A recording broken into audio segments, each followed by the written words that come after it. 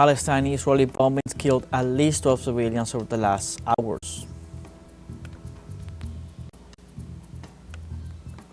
In Ecuador, investigations continue after the death of 18 newborn babies at the University Hospital of Guayaquil. In the Dominican Republic, the Department of Migration announced the deportation of nearly 1,400 Haitians.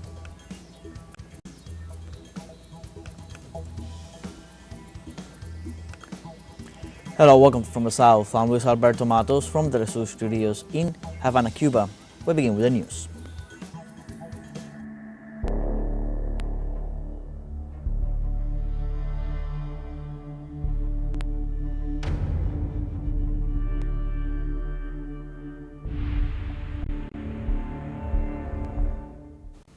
In the last 24 hours, at least 12 Palestinians were killed in Israeli bombings against the Gaza Strip.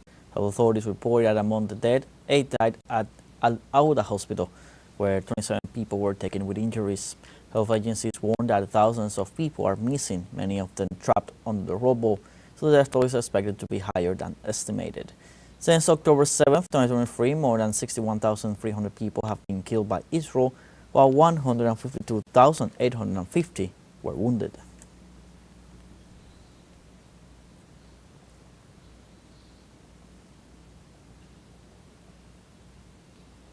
And in Palestine, the Gaza Ministry of Health reported that 5 deaths from forced starvations were recorded in the last 24 hours, including 2 minors. This figure brings the total number of deaths to 217 from this cause since the beginning of the genocidal campaign perpetrated by Israel. According to medical sources, 100 children have died from hunger and malnutrition in the Gaza Strip since October 2023 due to the Israeli blockade of humanitarian aid and the worsening livelihoods of the Palestinian population. Health workers reiterated that the humanitarian crisis will continue in the Palestinian territory until the siege is stopped and full access to food and medical supplies is allowed.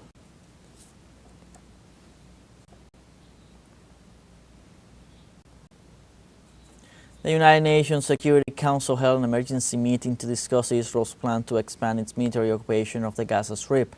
The UN denounced the actions taken by the Zionist regime and demanded that Tel Aviv take steps to allow humanitarian aid into the Gaza Strip.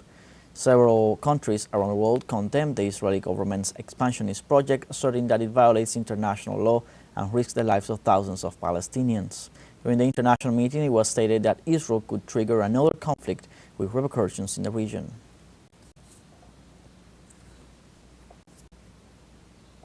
And in Chile, citizens gathered in the capital city of Santiago de Chile to demand a ceasefire in Palestine.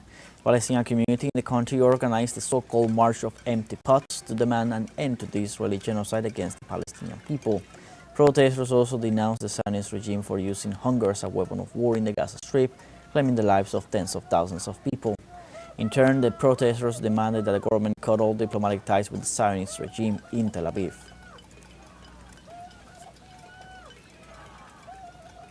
What we have now is proof of what a far-right government with a Zionist policy does, one that ultimately does not care about destroying a country's image. And above all, what I find most terrible is the destruction of another country, all under the guise of a democratic regime. The truth is that when we talk about the weakening of democracy as a system of government, the example of Israel in 2024 and 2025 will be in every history book, and that is a disgrace. In Argentina, citizens gathered in Plaza de Mayo to protest Israeli genocide in Gaza and denounce the complicity of President Javier Milei's government with the Zionist regime of Israel. The protesters demanded an end to the genocide in the Strip, where the Israeli army has killed more than 60,000 Palestinians, most of them women and children, using starvation as weapons of war. The protests also condemned the announcement of the transfer of the Argentine embassy to Jerusalem in 2026, a measure that is illegal under international law. The protest was replicated in over 20 cities across the country, demonstrating the Argentine people's rejection of the government's complicity with the genocidal regime of Israel.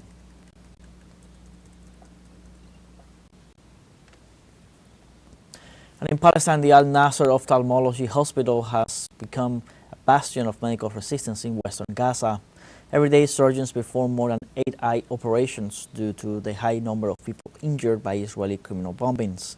Despite the lack of supplies and equipment, medical staff continue their work in coordination with humanitarian organizations and international agencies, which are trying to mitigate the blockade imposed by the Zionist occupation. In this regard, international organizations denounce the complicit silence of the West and demand the immediate stop of Tel Aviv's aggression. They also demand the opening of real humanitarian corridors that are not controlled by the Israeli occupation army.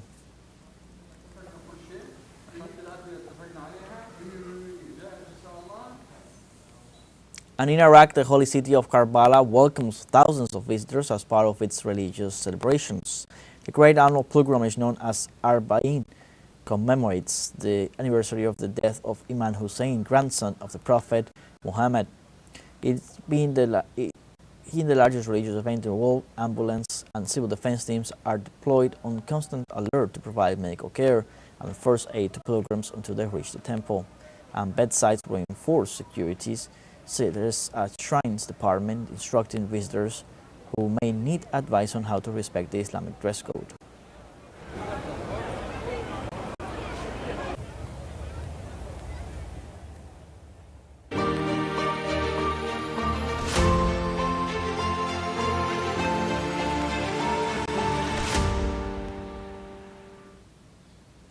The Russian Ministry of Defense reported the destruction of more than 120 Ukrainian drones in at least 15 regions of the country. Reports indicate that 29 aerial vehicles were shot down in Krasnodar region, 15 in the Crimean Peninsula, and 13 in Bryansk, and 63 in various border regions.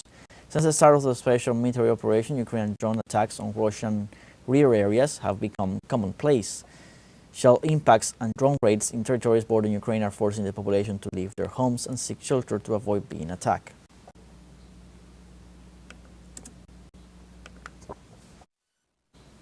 Russian President Vladimir Putin held a phone conversation with his Brazilian counterpart Luis Inácio Lula da Silva to inform him about his recent exchange with Washington, aiming for a lasting peace with Ukraine. During the call, both leaders reaffirmed their commitment to seek a solution to the crisis provoked by the Kiev regime and their cooperation within the BRICS framework. Furthermore, they agreed to hold the next meeting of the Brazilian-Russian High-Level Cooperation Commission this same year. Lula da Silva emphasized that his country is willing to make any necessary contribution to a peaceful solution, even through the Group of Friends of Peace, a Brazil-China initiative. On the other hand, Putin held a series of calls with other world leaders, including Chinese President Xi Jinping and Indian Prime Minister Narendra Modi, to share his assessment of recent developments. We now have a first break coming up. Remember, you can join us on TikTok at teleSUR English. You'll find news in different formats, news updates, and much more. We're going to be right back. Stay with us.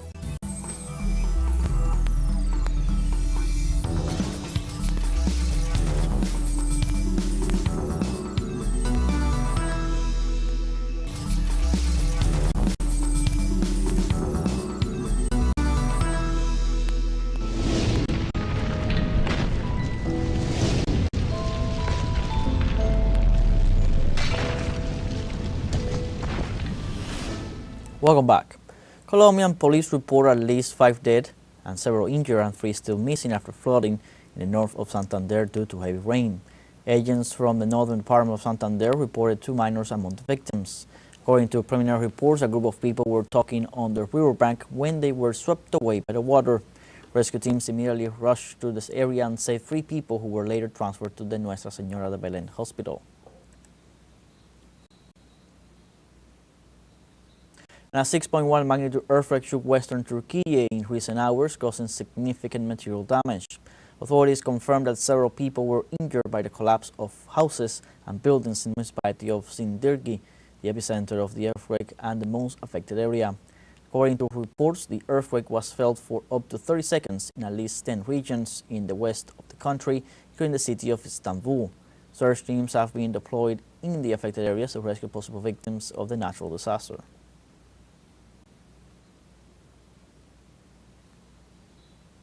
In northwest China, in Gansu province, rescue teams are using cutting-edge technology to streamline the search for 28 missing people after torrential rains caused landslides and flooding in Yuzhong County. The disaster, which occurred last Thursday night, also left 15 dead and 15 injured. Rescue teams have deployed drones with aeromagnetic detection equipment to spot potential trapped victims in a key search area. where a two-story building and a single-family home were leveled. The rescue efforts, which include sniffer dogs and handheld equipment, are focused on finding the missing people, whereas over 9,000 people have been evacuated and relocated. First, we use aeromagnetic detection equipment mounted on drones on site to survey a high-risk area where most likely there may be trapped people. Once this area is identified, we will use two other new equipment. This one, for example, is a body gas detector. It can detect very weak characteristic gases in the human body. The other one is a portable body detector, which detects very weak signals, such as breathing, pulse, and heartbeat from trapped people. And in France, at least 42 departments are on orange alert due to high temperatures exceeding 40 degrees Celsius. Meteorological authorities indicate that temperatures could reach 46 degrees Celsius in the coming hours. They also warned that the cities of Nimes and Perpignan are the most vulnerable areas to be hit by the heat wave. Experts urge citizens to avoid leaving their homes and stay hydrated while the high temperatures moderate.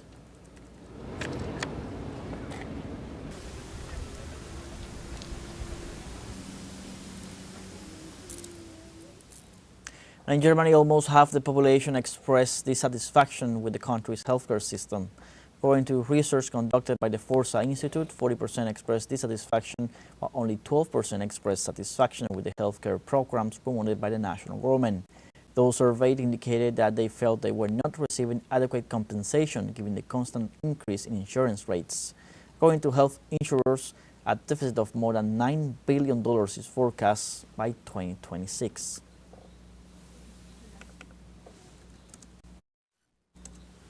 And in Cote d'Ivoire, thousands of people protested this Saturday against the exclusion of 4 presidential candidates from the electoral register. The march was organized by the two main opposition parties in the country, the Democratic Party of Cote d'Ivoire and the African People's Party of Cote d'Ivoire. It brought together thousands of people in Abidjan, the country's economic capital. Those present waved Cote d'Ivoire flags and their party's flags while demanding inclusive and transparent elections. The leaders of these two parties, Jean Thiam and Laurent Gbagbo, were excluded last June from presidential elections on October 25th, together with former Prime Minister Guillaume Soro and Gbagbo's former advisor Charles Blegoud.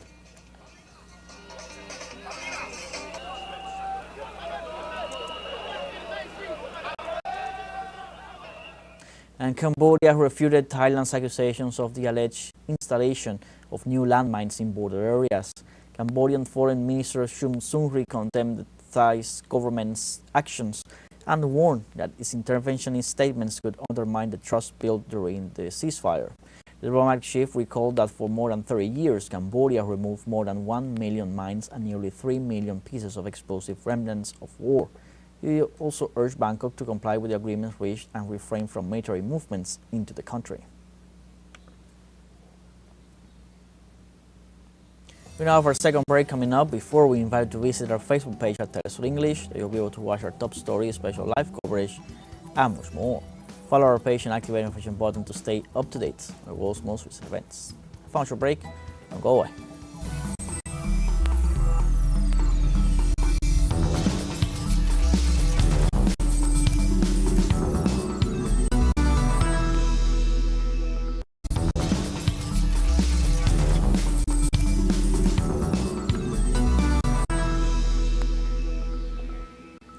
Welcome back. In Ecuador, the death of 18 newborn babies at the University Hospital of Guayaquil has caused outrage in society. Although social organizations and local media claim that the death toll rose to 18, the hospital maintains that only 12 newborns died from various clinical factors, including bacterial infections. For its part, the municipal government of Guayaquil reported that deaths were due to lack of nasal cannulas, a supply that costs barely more than $2. While the case is under investigation, experts assure that the deaths are the result of a shortage of essential medical supplies derived from the economic crisis that is plaguing the country.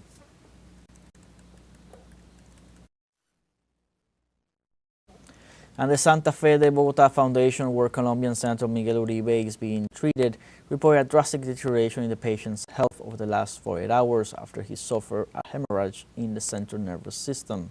A statement from the medical center announced that despite remaining under comprehensive and multidisciplinary care in the intensive care unit, His condition remains critical, although a few weeks ago some tests showed a favorable and stable clinical response by the senator's body to the treatments received. Miguel Uribe, a senator who was seeking the presidency of the country, was the victim of an armed attack at a political campaign event in the town of Fontibon, Bogota, last June.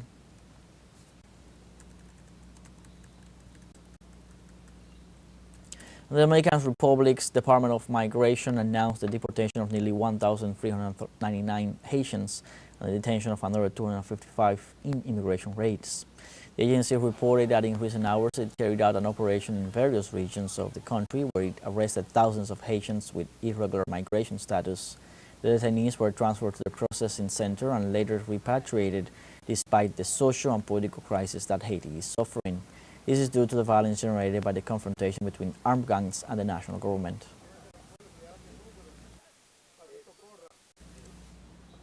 And in this context, Pope Leo XIV called for global support to stop the increase in violence in Haiti. During Sunday prayers, the Holy Father denounced the murders, violence, human trafficking, kidnappings, and forced exiles occurring in Haiti. He specified that an estimated 1.3 million people have been displaced within the nation due to constant attacks by armed groups. The leader of the Catholic Church called on the international community for help in creating social conditions and achieving stability for the Haitian people.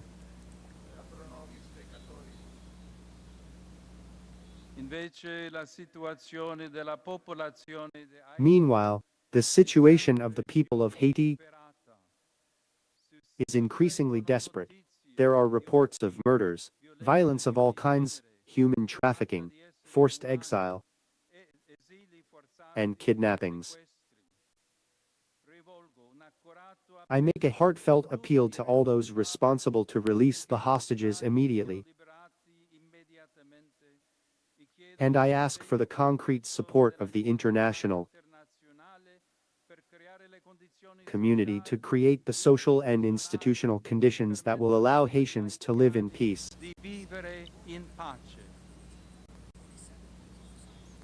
And with 7 days to go before voting begins, Bolivian electoral authorities are preparing suitcases containing the material that will be distributed for the upcoming general elections. Departmental electoral tribunals are carrying out this work in their logistics operation centers under the supervision of international observers in regions such as Santa Cruz, La Paz, and Beni. The distribution of this material is scheduled to begin on August 14th and will be accompanied by police and military guards, explained Departmental Electoral Tribunals President Maria Cristina Claros. In Bolivia, more than 7 million people over the age of 18 are called to vote to elect the president, vice president, and members of the legislature for a 5-year term.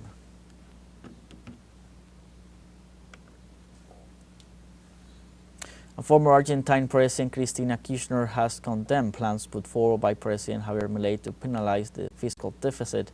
The former president categorically denied that the government had stopped emitting currency and labeled Milei as crazy and a liar for the initiative.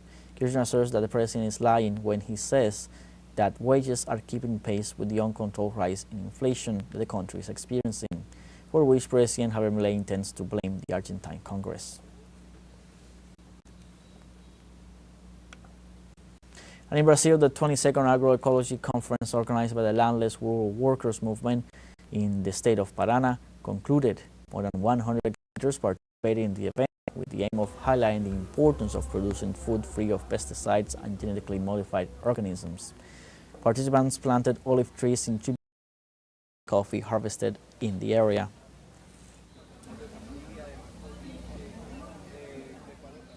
Like this, we have come to the end of this news brief. You can find these and many other stories on our website at telesurenglish.net. Join us on social media, Facebook, X, Instagram, Telegram, and TikTok. For TeleSUR English, I'm Luis Alberto Matos. Thank you for watching.